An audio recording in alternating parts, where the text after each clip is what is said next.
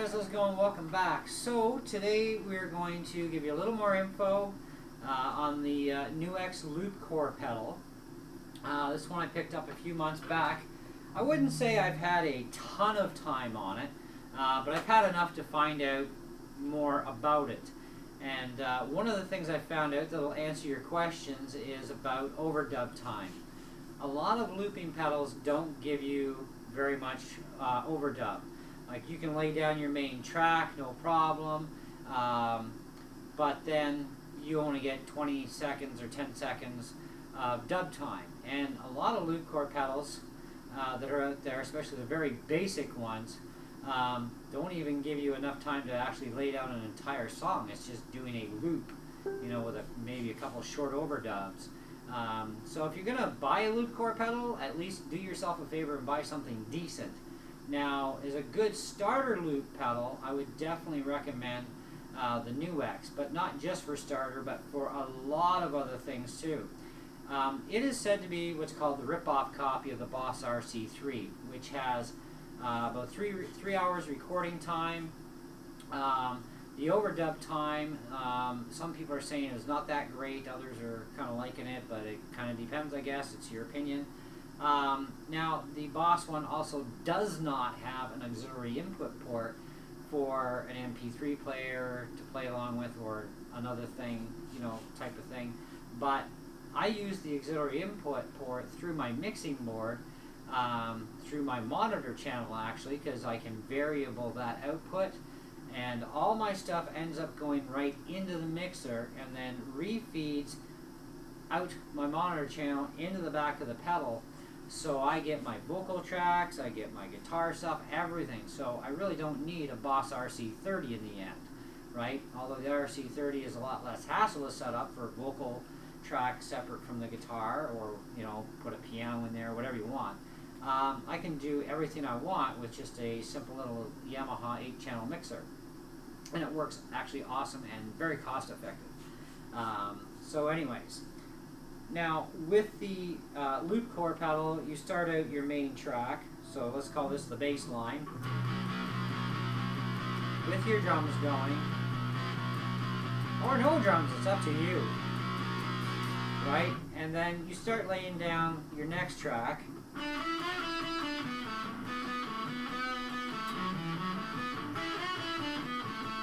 Right? And you can do your overdub for the same length, and that's what we're going to show you here. So let's get started.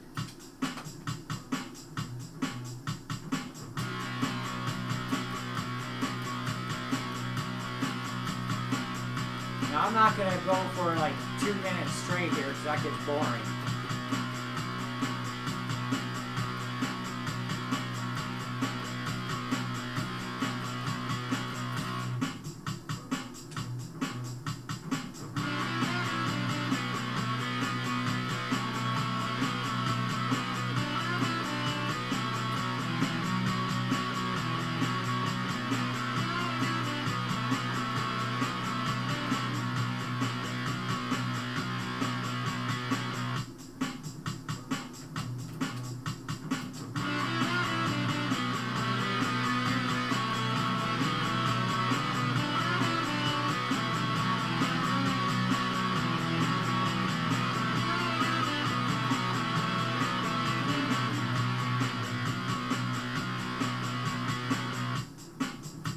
Play that back.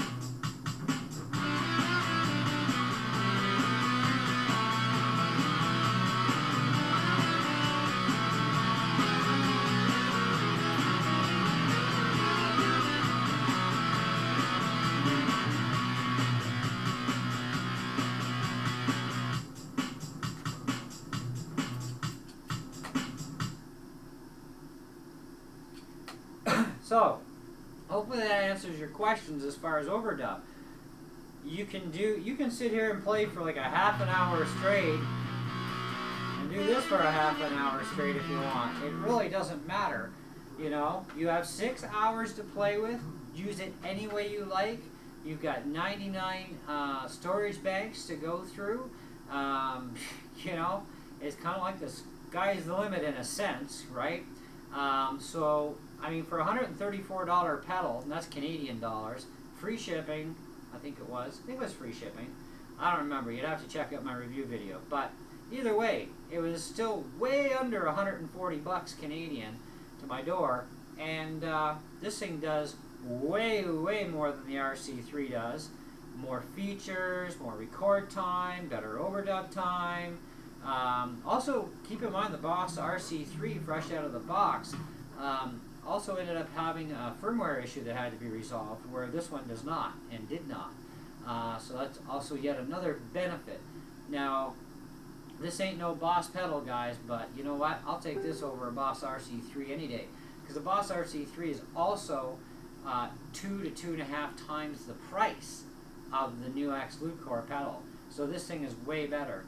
And, you know, I'd say it's a great pedal to get into. And I even like it just for the rhythm machine, you know, because I can sit here with different rhythms. I can change the timing between 4/4 and 3/4 timing on it, and I can change the speeds of every drum machine that they have packed into this, and there's like 40 of them, you know, which is another huge bonus over the RC3 even. And because of the auxiliary input port, I can use my mixing board through my amps and through all this jazz, right? And I can get my vocal track in here too if I want, right? Another bonus. I don't have to buy an RC30 unit that's $400 Canadian, right? And the mixing board didn't cost anywhere near that kind of money. It's very inexpensive. And you can get even a cheap $40 mixer, you know? Just have to have a couple of channels and, you know, feed it your setup any way you like. Now, one thing I will tell you for certain about the Loop Core pedal, and you'll find this even with the RC3 if you had it, or any of the other Loop Core loop pedals that have rhythm machines built in, they have to go at the end of your chain. Because if you put it in the middle of the chain, or the beginning of the chain, or you put it, you know, second from the last, whatever effects you are driving through your guitar, which your guitar always goes to your first in the line, right? That guitar will do its thing, but the Loop Core, if it's at the end of the chain, the drum machine stays clean. But if it's anywhere else in the sequence of on your pedal board than the end, whatever distortion you use, delay you do, whatever, it affects the drum beat. It affects the rhythm machine, you know, which is what you don't want to happen. It's kind of like, well, let me give you an example of how that would sound. I've got a foot switch for my modeling amps here.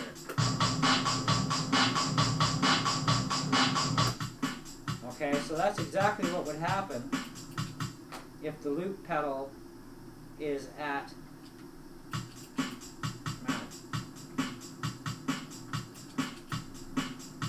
there we go. That's exactly what would happen if your Loop Core pedal was anywhere else in the chain but the end of the chain. You would distort it.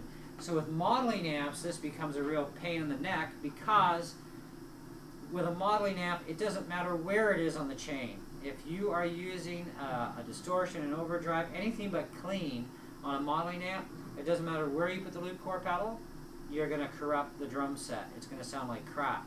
So what you want to do is have your pedals going in first, Loop Core at the end, then going into a clean channel on your amp. Whether it's a modeling amp or a regular amp, that's fine. But you have to have all your effects coming from pedals to keep that drum beat clean going through your amp. So that's something you're going to want to keep in mind. And even if I took the Loop Core pedal off and I put it on its own channel on my mixer, if I use any of the effects built into my modeling amps, I screw up the sound of the drum machine. So this is something else to be aware of, right? So, but yeah, so that should answer your guys' question as far as, you know, your layering. You can layer all you want, you know, so you can have, you know, this with this, and move into the next layer down here. You know, you can add in other chords if you want, and just keep it going and going and going for the whole length of the song, and just have each layer the entire length of the song if you want to. So if your song is 10 minutes long or whatever, or 5 minutes long, you can do it all, right? So you don't have overdub limits, bottom line. But And like I said, I wanted to let you guys update on where this pedal needs to be on your chain, and especially if you're using a modeling amp, how things are going to get affected. So if all you have is like a Fender Mustang 1, for example, or a Mustang 2, Mustang 3, PV Viper, and a lot of the Ibanez modeling amps, any modeling amp whatsoever, if you are trying to use the built-in modeling amp effects other than clean, you will distort the drums on the pedal no matter where it is in the chain. Now if you don't want to use the drums, that's fine, put it wherever you want. You know, it's going to do different things in different positions anyway, right? But if you want to get used to that rhythm machine to jam out, especially by yourself, you know, you want to have clean, which means you're going to have to invest in pedals even if you have a modeling amp. See, a lot of people think with modeling amps it gets them away from playing with pedals. Well, it doesn't. You still have to have pedals, and that's the boat I'm in. And you know, when I bought my modeling amp, my first Mustang 1 last year, you know, I thought, well, I don't have to buy pedals right away. Great, I can program this thing on my computer. That was easy enough to learn, you know, Fender Fuse program, and I could set up and customize certain things. The only problem is you know, you got to remember where you put this, where do you program what for what type of music.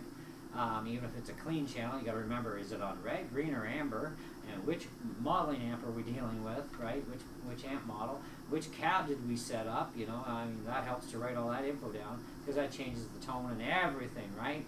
And it does limit you. I mean, great for beginners because they want to have some, you know, raunchy tones and some overdrive lighter, you know, or mid-level overdrive, or they want phaser and flanger and reverb and all this crap. And you can do all that with a modeling amp just fine, right? But when it comes to a drum machine, if you want to put a drum machine through your amplifier, if you're using modeling amp effects anything but clean, you will whack out the drum machine. It will sound like chord crap. So realistically, even modeling amps have severe limitations. I got my second Fender Mustang 1 V2 amp, which allowed me to balance my stereo sound out through my mixer. And when I'm in here playing, they're always on the clean channels. That's it. I'm using pedals now full time. I'm not even bothering with anything but the 2 clean channels that I programmed into the amps, and away I go. You know, and I do have an effects rack built into my mixer. So if I need a flanger or a phaser right now, which I don't have as a pedal, I've got it. If I want reverb, which I don't have a reverb pedal, I've got it in my my mixing board, among other effects the thing has. It even has distortion too if I wanted even more distortion, which is more controllable, and for an overdrive, because I don't have an overdrive pedal. You know, so I can do all kinds of stuff.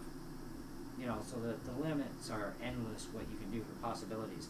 But anyways, guys, that covers this video. So I hope you enjoyed it and you learned lots. And you know, feel free, you know, ask questions and stuff if you like. And hey, as always, I'll do the best I can to answer them.